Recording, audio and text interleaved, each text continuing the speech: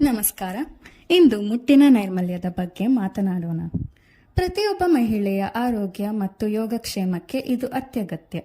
ಮುಟ್ಟಿನ ನೈರ್ಮಲ್ಯಕ್ಕೆ ಬಂದಾಗ ಪ್ಯಾಡ್ಗಳನ್ನು ಬಳಸುವುದು ಸರಳ ಮತ್ತು ಪರಿಣಾಮಕಾರಿ ಆಯ್ಕೆಯಾಗಿದೆ. ಪ್ಯಾಡ್ಗಳು ಆರಾಮ ಮತ್ತು ಬಳಕೆಯ ಸುಲಭತೆಯನ್ನು ನೀಡುತ್ತವೆ. ಟ್ಯಾಂಪಾನುಗಳು ಸಕ್ರಿಯ ಜೀವನ ಶೈಲಿಗಳಿಗೆ ವಿವೇಚನಾಯುಕ್ತ ರಕ್ಷಣೆಯನ್ನು ಒದಗಿಸುತ್ತವೆ ಮತ್ತು ಮುಟ್ಟಿನ ಕಪ್ಪುಗಳು ಪರಿಸರ ಸ್ನೇಹಿ ಮತ್ತು ವೆಚ್ಚ ಪರಿಣಾಮಕಾರಿ.